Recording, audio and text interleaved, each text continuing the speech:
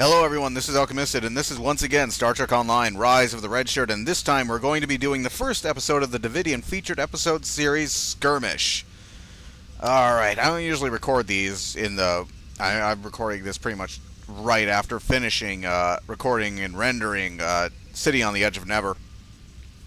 I don't usually record them at this pace, but I'm really wired right now, so I need to do something to expend this energy. So let's go ahead, because now that we're doing Skirmish, we're getting into the really good stuff in this game. This is the second featured episode series after Cold Comfort, and the improvement from Cold Comfort, or not, from the Breen episodes to the Devidian episodes is substantial. This really showed off what the game engine could do, what the game could be, basically. And I played through... let's go ahead and get rid of the chat window.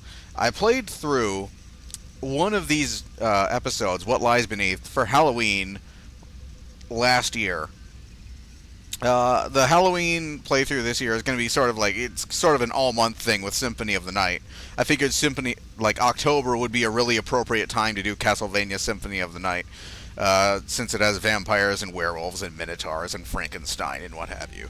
But last year I did What Lies Beneath. And it's a great mission, but with its own problems. But by and large, the Devidian episode missions are far better. They show a marked improvement in the design of the missions, as well as their replayability and the scope of what you do in them, except for Spin the Wheel. All of the featured episode series tend to have that one mission that's kind of the odd man out, and Spin the Wheel is that for the Devidian featured episode series. It's not particularly great at all. The only really good thing that comes out of it is you get the synchronic proton distortion rifle, which is something that makes fighting the Devidians oh so much easier. But aside from that, it's a very short mission. That's really the best I can say about it. Cloaked Intentions, all of them are pretty great, although the very beginning of Colosseum sucks. I should not have to bust out a calculator to complete a dialogue puzzle, but that's neither here nor there. You guys know that I hate having to write things down, but you have to do that at the beginning of Colosseum. But anyways, let's go ahead and jump into Skirmish. Now, it's down here, but I imagine it's going to get combined into the Klingon missions at some point. So we're going to start with Skirmish. And unlike Cloaked Intentions, which is the next featured episode series that we'll be doing once we get the Romulan missions, this one isn't voice acted, so poo. We have reports of a True Way fleet entering the neutral zone and picking a fight with Klingons near the Donatu system. Having two of our enemies fight is good for the Federation, but I want to know why the True Way is so far out of their territory. Intercept them and deal with them. If you need to engage the Klingons as well, do so. A Starfleet task force has already been sent to the area. You'll need to join them in the Donatu system as soon as possible. So, we get a bunch of really awesome rewards. Regenerative shield array, regeneration times 2, subspace field modulator, it's not great. It's not great. It hasn't really saved my bacon that much. Nowhere near as much as this one has. This is a fantastic shield. In fact, I think this is the shield that I traded the Paratrinic shield for, maybe? And I was using it all the way until I got the Aegis shield. This one right here is pretty awesome. This is also awesome. These shields are invaluable for fighting the Devidians, because they reduce the psionic damage that they cause. They're also invaluable for fighting Remans, because Remans are telepathic, and they have lots of little telepathic attacks that will chew through your HP really quick. So these are great, and you can get like as many of these as you want, with the exception of the subspace field modulator. But you can get as many of the phase-shifted personal shields as you want, basically as many times as you're willing to play through this mission over and over for them. And for a time, I had all of my bridge officers decked out with this one, because Skirmish is a fun mission, especially when you've got a party. And when you got like a full party with you, it's a fun mission. You know, this is a mission I'm willing to do over and over for this. And this shield was very close to the best. It wasn't quite the best, but it was up there with the best shields in the game. Let's go ahead and accept it though, and head to the Donadu system, which is in the Eta Eridani sector block. All of the missions are going to be doing. All of the next 5 missions are going to be doing are in Eta Eridani. There's a reason for this.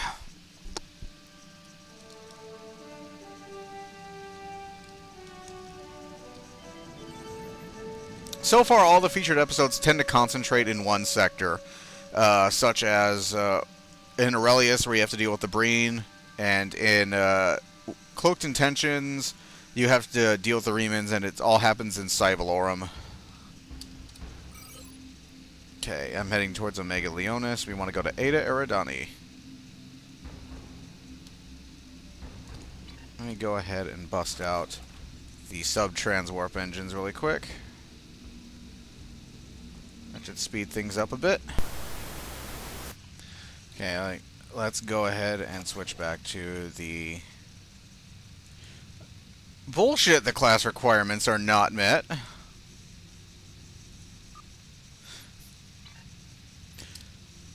You kiss my ass. They're met. Travel to Donadu system. Usually I like to use saucer separation, like, right off the bat. But I'm unsure. Defeat enemy forces.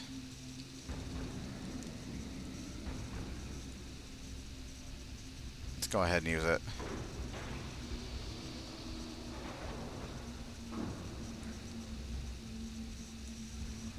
Ooh, I got like a typhoon next to me. And the Klingons are all my level. They are still screwed.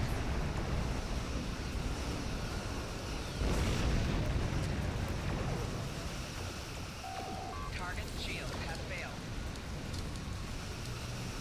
Raptors must die.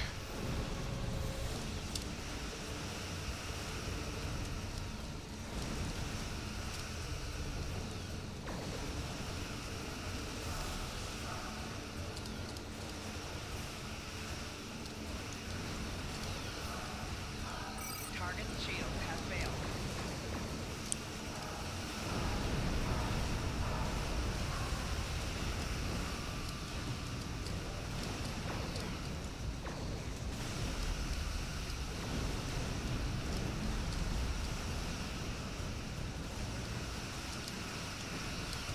Let's get rid of that Gaylor. Monotanium alloy Mark 10. Forgot what that does, but it's probably sure it's not going to help me.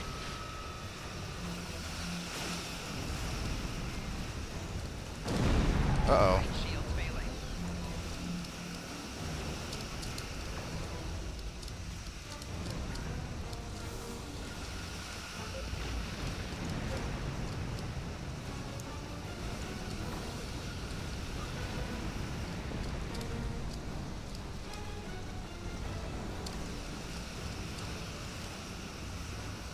Well, you guys haven't managed to do crap to it.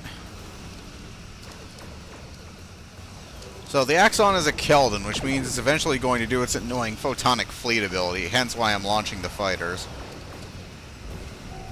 Target shield has failed. And there it is, photonic galore.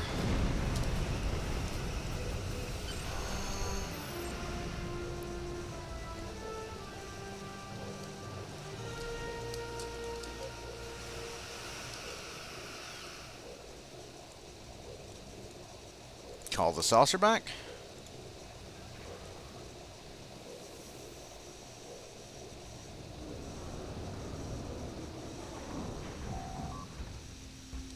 The Cardassian flagship, the Axon, has been disabled, sir. Her warp core is stable for now. Recommend we get a closer look. The away team is standing by, sir. We can leave on your orders. Let's go. In fact, let's bring in 4. Let's see. Revan.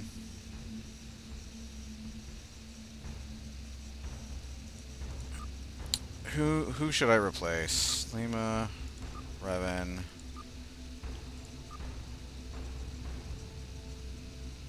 Let's see, what's 4 got? Vascular, attack, and harmonic, medical tricorder, nanite, health matter.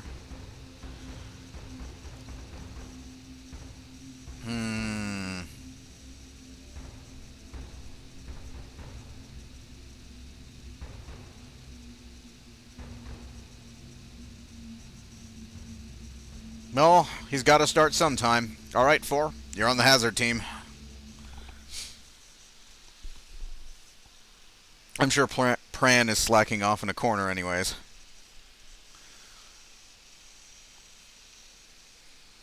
And he's another healer.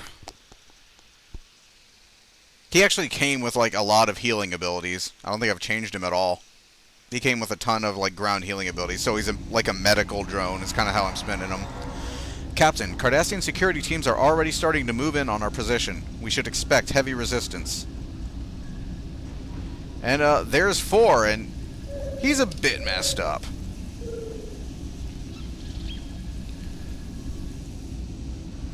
Should I let him keep that weapon? Let's take a look at 4. Yeah, he's got like pipes going into his neck, and I think I'll leave that on 4. Because he's 4 of 8, and 8 of 8's been on my hazard team forever, so maybe it's like 4 of 8 is kind of following her lead with weapons that look alike, so they can sort of tag team the enemies. I don't know. I'm just trying to spin this. It's a role-playing game. I'm trying to role-play. Let's see. I'm going to use the minigun, because these enemies are my level, which means the phaser will be fucking useless.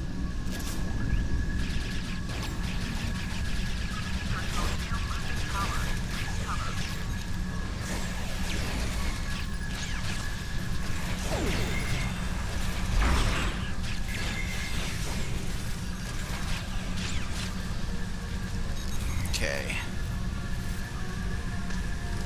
Polaron sniper rifle. Ooh. It's Mark 10 though, so it's useless. And he walks like a drone too. He kind of, like 4 kind of walks like a zombie.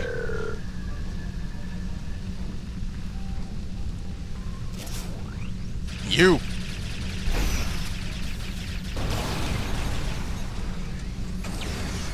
He got screwed up.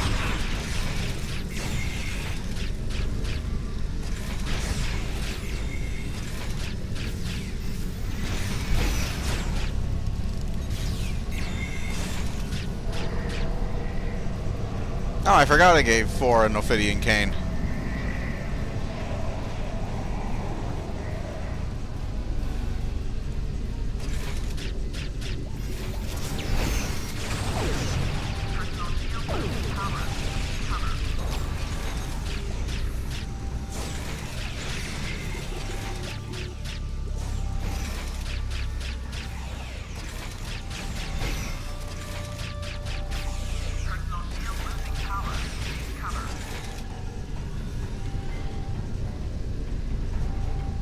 This room has been pacified. Where's 8? There she is. Lima, thank you. You're a little in the way. That should take care of all the security measures between us and the bridge. I don't expect the Cardassians to give up that easily, though. They will probably send more security teams to intercept us. Okay. I'm gonna do something for a laugh. I got 3 of these things. God. Go ahead and take out my pulse wave. I'm gonna do this for a laugh. I'm gonna try and use the normal TOS cricket phaser to see how useful it is against these guys, because I'm pretty sure it's I'm pretty sure it's fucking useless. It's probably gonna get me killed. But whatever. It's all for fun.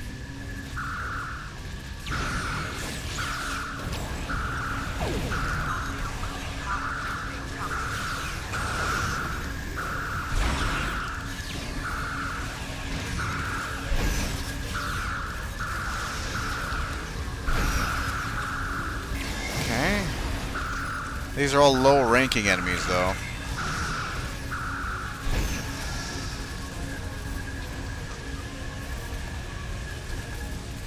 I'm getting some nice stuff. I'm gonna sell it all, but it's nice. Those are all lower-ranking enemies, though, mind.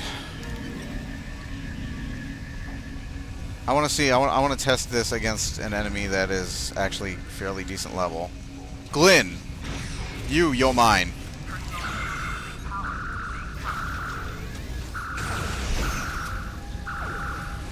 Doesn't do shit. Yeah, that doesn't do nearly enough. Secondary fire does.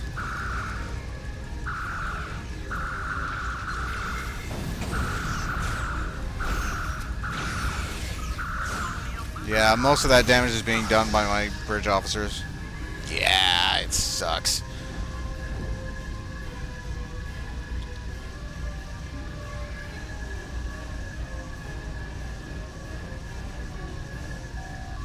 Captain, did you see that?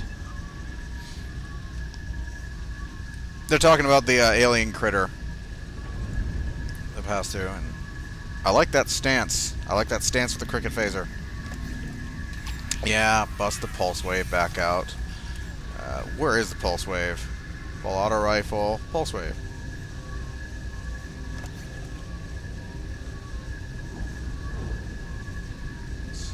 Sniper rifle. Thought I had a phaser full auto rifle in here somewhere. I may have to craft it. Yeah, I gotta go around somewhere and craft me a full auto rifle. Okay. Investigate dead Cardassian. Captain, what were those things? Sir, this Cardassian doesn't have any wounds on him, but my readings show that he was dead before we entered this room. I recommend that we find a medkit and perform an examination of the corpse. We need to know more about what happened to him. If he was attacked by those creatures, we need to be cautious. Any contact may be lethal. Well, let's go check this out. To do that, we have to go in here.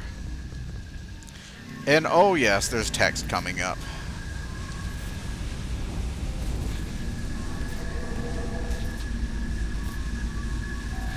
There it was again. Is there something wrong with the environmentals on this ship? Yeah, I don't think environmentals would account for the ghosts, Lima.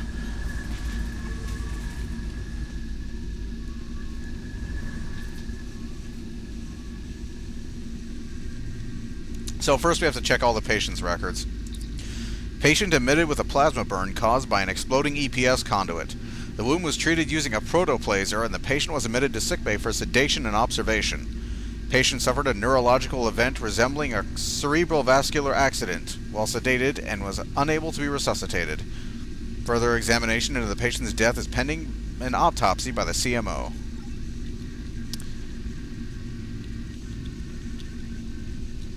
Nope. I don't know why the empty ones are force fielded off.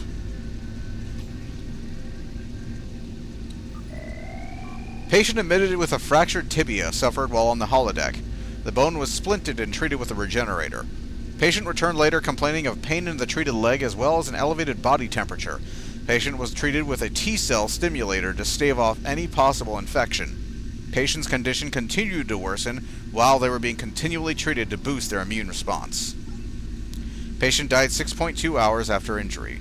Due to the extreme rate of deterioration in the patient, an infection is unlikely. Fear of a contagious agent being responsible has resulted in quarantine protocols being enacted. A cause of death has yet to be determined. Corpse will be placed in the stasis field pending further examination by the CMO.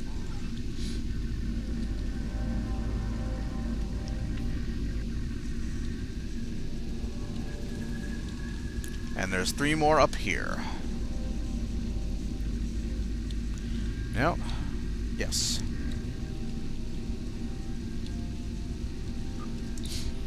Patient admitted complaining of extreme nausea and fatigue. Preliminary exams inconclusive. Patient held for overnight observation during which condition worsened. Patient died at 23:52 hours. Quarantine protocols put in place on CMO's orders and a level 8 force field is in use to prevent the spread of an unknown, possibly infectious agent. Force field may not be disabled without command level voice authorization. An autopsy on the patient was conducted using a laser scalpel to open the chest cavity. All organs were intact and showed no signs of trauma or infection, which would explain the patient's demise. The cause of death remains undetermined pending further medical investigation. Okay. That's an awfully casual chair to be hanging around a sickbay full of force fields. Patient admitted complaining of pain and inability to concentrate on assigned duties. Patient was treated with a hypercortiline and told to rest. Physiological evaluation was scheduled. Or psychological evaluation was scheduled, I mean. Patient returned several hours later saying that neither the medication nor rest had helped. Patient was treated with a larger dose of hydrocortisone and admitted to sickbay for observation. During this period, patient fell unconscious and was unable to be revived. An autopsy was conducted using a neurolite probe to obtain a sample of brain tissue. Examination of the neural tissue did not show any signs of infection or trauma that would result in headaches or fatality. Cause of death remains undetermined pending further investigation. So basically the idea of all of these is to tell you what you need to conduct the autopsy on the dead Cardassian, pretty much. Last one, patient records. Patient admitted with a severe laceration suffered while working in engineering. The wound was closed using an auto-suture, and the patient was released with instructions to refrain from active duty and to return for another examination in 24 hours. Patient returned as instructed, complaining of headache, elevated body temperature, and nausea. White cell count was elevated, and preliminary analysis showed signs of systemic infection resulting from contamination of wound site. Patient was held in sickbay for treatment and observation. However, the infection spread rapidly, and treatment with standard antibiotics was unsuccessful. A more rigorous treatment regime was formulated, but also proved unsuccessful. Patient's vital functions ceased. Cause of death, circulatory system failure resulting from sepsis. The patient's body has been prepared for transport back to Cardassia Prime.